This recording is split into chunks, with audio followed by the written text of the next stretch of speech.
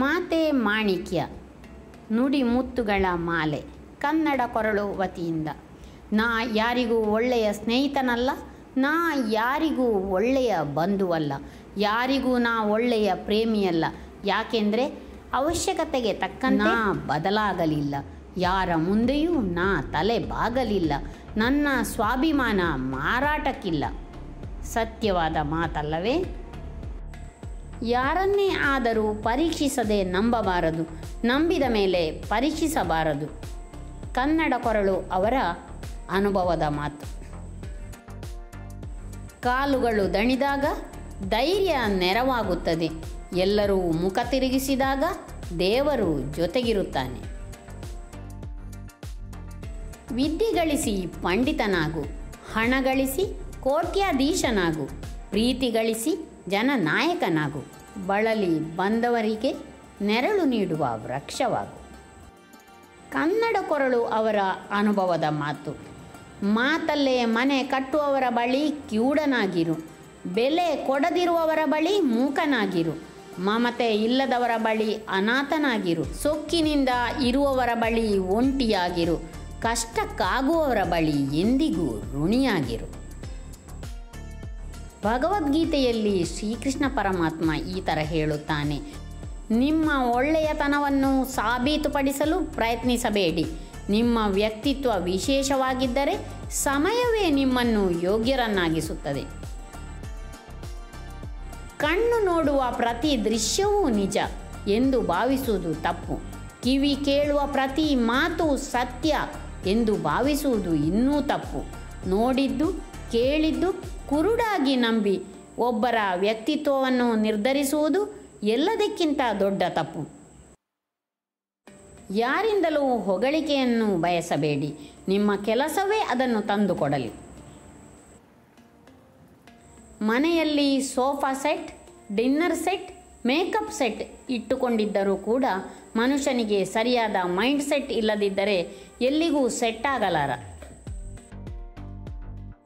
ನೀ ದಾನ ಮಾಡಲು 10 ರೂಪಾಯಿ ಹೆಚ್ಚು, ಶಾಪಿಂಗ್ ಮಾಡಲು 1000 ರೂಪಾಯಿ ಕಡಿಮೆ, ಅರ್ಧ ಗಂಟೆ ಪೂಜೆ ಮಾಡಲು ಬೇಸರ, 3 ಗಂಟೆ ಸಿನಿಮಾ ನೋಡಲು ಕುತೂಹಲ. ಇದು ಕಹಿ ಸತ್ಯ. ಸುವಿಚಾರ. ಜೀವನದಲ್ಲಿ ಬೆಳೆಯಬೇಕಾದರೆ ಹಣವನ್ನು ಮಿತವಾಗಿ ಬಳಸಬೇಕು, ಸಮಾಜದಲ್ಲಿ ಬೆಳೆಯಬೇಕಾದರೆ ಪದಗಳನ್ನು ಮಿತವಾಗಿ ಬಳಸಬೇಕು. ಅತಿ ಸುಂದರ ವಸ್ತ್ರವೆಂದರೆ ವಿನಯ, ಅತಿ ಶಕ್ತಿಶಾಲಿ ಶಸ್ತ್ರವೆಂದರೆ ಸತ್ಯ, ಬದುಕಿನ ಶ್ರೇಷ್ಠ ಶಿಕ್ಷಣವೆಂದರೆ ಅನುಭವ, ಮನಸ್ಸಿಗೆ ಶಾಂತಿಯ ಉಡುಗೊರೆ ಎಂದರೆ ಕ್ಷಮೆ.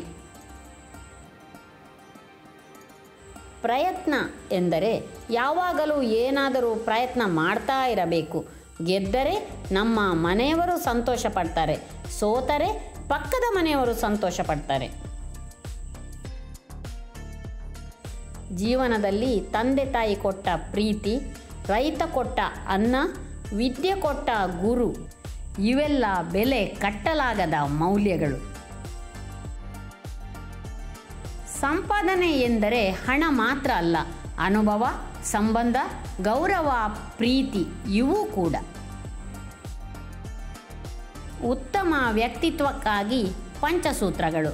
ನಂಬಿಕೆಯನ್ನು ಮೋಸ ಮಾಡಲು ಉಪಯೋಗಿಸಬೇಡಿ, ಪ್ರೀತಿಯನ್ನು ಸಮಯ ಕಳೆಯಲೆಂದು ಬಳಸಿಕೊಳ್ಳಬೇಡಿ, ಯಾರದೇ ಜೀವನವನ್ನು ಹಗುರವಾಗಿ ತೆಗೆದುಕೊಳ್ಳಲೇಬೇಡಿ, ಭಾವನೆಗಳ ಜೊತೆ ಆಟವಾಡಲು ನೋಡಬೇಡಿ. ಎಲ್ಲರಿಗೂ ಅವರದೇ ಆದ ವ್ಯಕ್ತಿತ್ವವಿರುತ್ತದೆ, ಗೌರವಿಸಿ. ಕನ್ನಡ ಕೊರಳು ಹೇಳುತ್ತಾರೆ, ತಾನಾಗಿ ಬರುವುದು ತಾರುಣ್ಯ ಮುಪ್ಪು, ಜೊತೆಯಲ್ಲಿಯೇ ಬರುವುದು ಪಾಪ ಪುಣ್ಯ, ತಡೆಯಿಲ್ಲದೆ ಬರುವುದು ಆಸೆ ದುಃಖ, ಅನಿವಾರ್ಯವಾಗಿ ಬರುವುದು ಹಸಿವು ದಾಹ, ನಾಶಕ್ಕಾಗಿ ಬರುವುದು ದ್ವೇಷ ಸಿಟ್ಟು, ಸಮಾನಾಂತರದಲ್ಲಿ ಬರುವುದು ಹುಟ್ಟು ಸಾವು. ಹಾಲು ಶುದ್ಧವಾಗಿದ್ದು ಪಾತ್ರೆ ಸ್ವಚ್ಛವಾಗಿಲ್ಲದಿದ್ದರೆ ಹಾಲು ಕೆಟ್ಟು ಹೋಗುತ್ತದೆ. ಹಾಗೆಯೇ ಮಾತು ಶುದ್ಧವಾಗಿದ್ದು ಮನಸ್ಸು ಸ್ವಚ್ಛವಾಗಿಲ್ಲವೆಂದರೆ ಮಾತಿಗೆ ಬೆಲೆ ಇರುವುದಿಲ್ಲ. ನಮ್ಮ ಆಯ್ಕೆ ಹೆಂಗಿರಬೇಕು ಅಂದರೆ, ನಮ್ಮ ಆಯ್ಕೆಯನ್ನು ಬೇರೆಯವರು ಆರಿಸಿಕೊಳ್ಳುವಾಗ 10 ಸಲ ಯೋಚನೆ ಮಾಡಬೇಕು, ಹಂಗಿರಬೇಕು. ಜೀವನದಲ್ಲಿ ಸೋಲು ಕಂಡ ವ್ಯಕ್ತಿಗಳ ಜೊತೆ ಸ್ವಲ್ಪ ಹೊತ್ತು ಕುಳಿತುಕೊಳ್ಳಿ. ಯಾಕೆಂದರೆ ಅವರ ಬಳಿ ಅಹಂಕಾರವಿರುವುದಿಲ್ಲ, ಅನುಭವವಿರುತ್ತದೆ. ಕೆಲವರು ಎಷ್ಟೇ ಕೆಡುಕು ಬಯಸಿದರೂ ನಮ್ಮಷ್ಟಕ್ಕೆ ನಾವು ಬದುಕೋಣ. ಅವರ ಕೆಟ್ಟ ಆಲೋಚನೆಗಳು ಕೊನೆಗೆ ಅವರನ್ನೇ ನಾಶ ಮಾಡುತ್ತದೆ.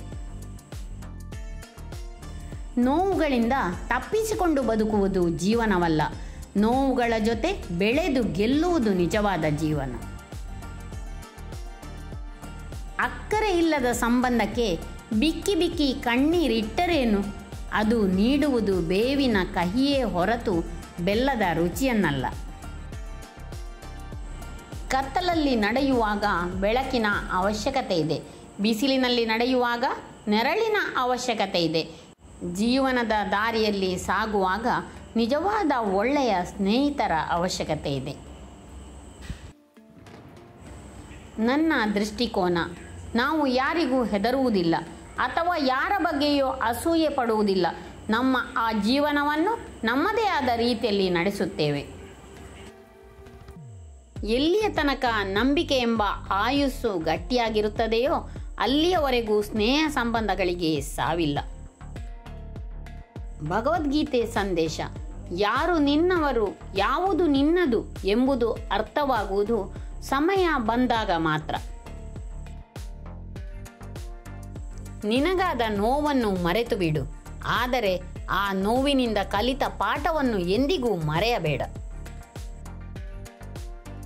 ಮನದಾಳದ ಮಾತು: ಸಿಹಿ ಹಣ್ಣು ಕೊಡುವ ಮರವೇ ಜನರಿಂದ ಹೆಚ್ಚು ಕಲ್ಲೇಟು ತಿನ್ನುವುದು. ಹಾಗೆಯೇ ಉಪಕಾರ ಮಾಡುತ್ತಿರುವ ಜನರಿಗೆ ಹೆಚ್ಚು ಹೆಚ್ಚು ಕಷ್ಟ, ನಿಂದನೆ, ಅಪವಾದಗಳು ಬರುವವು. ನಂಬಿಸಿ ದ್ರೋಹ ಮಾಡಿದವರಿಗೂ ಧನ್ಯವಾದ ಹೇಳಲೇಬೇಕು. ಏಕೆ ಗೊತ್ತಾ? ಎಲ್ಲರ ಮೇಲೂ ನಂಬಿಕೆ ಇಡಬಾರದು ಎಂಬ ಪಾಠ ಕಲಿಸಿಕೊಟ್ಟದ್ದಕ್ಕೆ. ಭಯಪಟ್ಟು ಕುಳಿತುಕೊಂಡರೆ ಬದುಕುವುದು ಅಸಾಧ್ಯ. ತಪ್ಪೋ ಸರಿಯೋ ಹೆಜ್ಜೆ ಹಾಕಿ ನೋಡು. ಗೆದ್ದರೆ ಮುಂದಕ್ಕೆ ನಡೆಸುತ್ತದೆ, ಸೋತರೆ ಮುಂದೆ ನೀನು ಏನು ಮಾಡಬೇಕೆಂದು ಕಲಿಸುತ್ತದೆ. ಕಣ್ಣ ಮುಂದೆ ಮುತ್ತಿನಂತೆ ಮಾತನಾಡುವವರೇ ಕೆಲವೊಮ್ಮೆ ಬೆನ್ನ ಹಿಂದೆ ಮುಳ್ಳಿನಂತೆ ಚುಚ್ಚುವರು.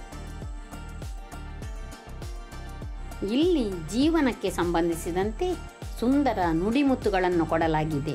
ಇದನ್ನು ನಮ್ಮ ಜೀವನದಲ್ಲಿ ಅಳವಡಿಸಿಕೊಂಡರೆ, ನಮ್ಮ ಮಾತಿನಲ್ಲಿ ತೊಡಗಿಸಿಕೊಂಡರೆ ಮಾತು ಮಾಣಿಕ್ಯವಾಗುವುದರಲ್ಲಿ ಸಂಶಯವಿಲ್ಲ.